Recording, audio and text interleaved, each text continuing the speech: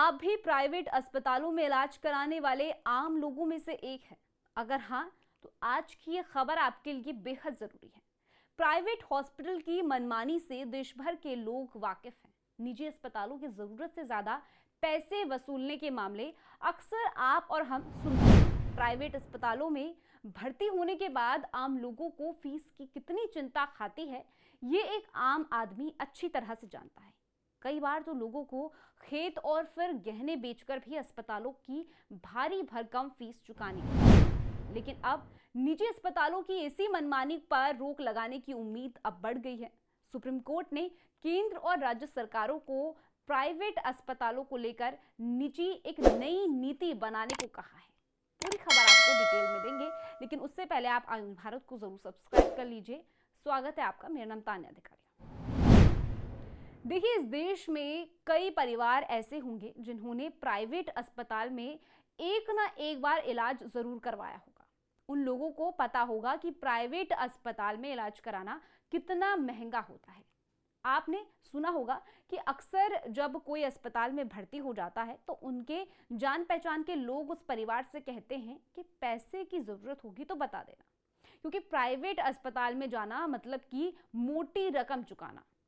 इस देश में प्राइवेट अस्पतालों की क्या स्थिति है, ये हम और आप जैसे आम सिटीजन अच्छी तरह से जानते हैं।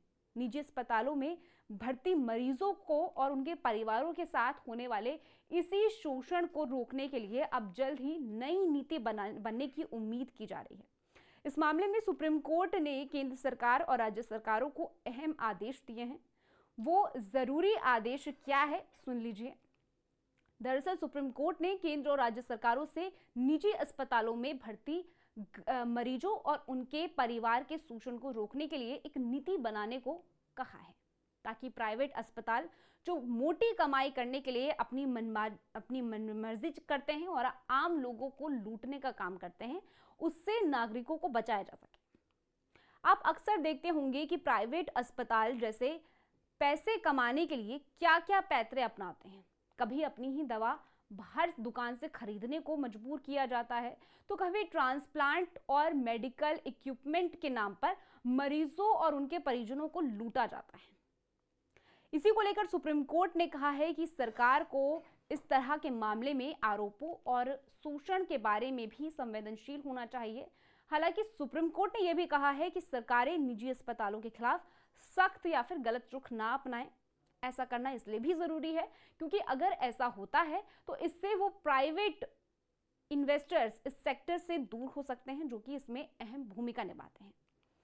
ये सुनवाई सिद्धार्थ डालमिया के रिट पिटीशन पर सुप्रीम कोर्ट में हुई थी। डालमिया ने अपना याचिका में कहा था कि उन्होंने व्यक्तिगत रूप से शोषण का दंश तब महसूस किया जब एक रिश्तेदार का एक प्राइवेट अस्पताल में इलाज चल रहा था। अब डालिया की इस आपबीती को आप कुछ आंकड़ों से समझ सकते हैं। आपको सरकारी और निजी अस्पताल में इलाज की लागत का एक मोटी अंतर हम आपको बताते हैं। देखिए, 2017-18 की NSO की एक रिपोर्ट कहती है कि सरकारी अस्पतालों में एक बार भर्ती होने पर औसतन खर्च 4,450 था, जबकि निजी अस्पताल में यही खर्च 31,845 तक पहुंच जाता है। यानी कि सरकारी अस्पतालों की तुलना में यह खर्च लगभग 7 गुना ज्यादा है। इसके अलावा आयुष्मान भारत योजना के एक अध्ययन में यह पाया गया है कि इस योजना के तहत सरकारी और निजी अस्पतालों में इलाज के खर्च में भारी अंतर है।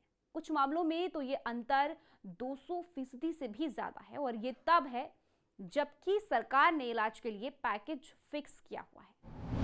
तो आप समझ गए होंगे कि इस देश में एक आम आदमी का अपना इलाज कराने में उसकी पूरी जीवन पूंजी क्यों खत्म हो जाती है। इस खबर में फिलहाल के लिए इतना ही। पूरी स्टोरी को लेकर आपकी क्या कुछ राय है, कमेंट सेक्शन में जरूर बताइएगा। बाकी देश और दुनिया की ऐसी खबरों के लिए आप जुड़े रहिए आयुष भारत।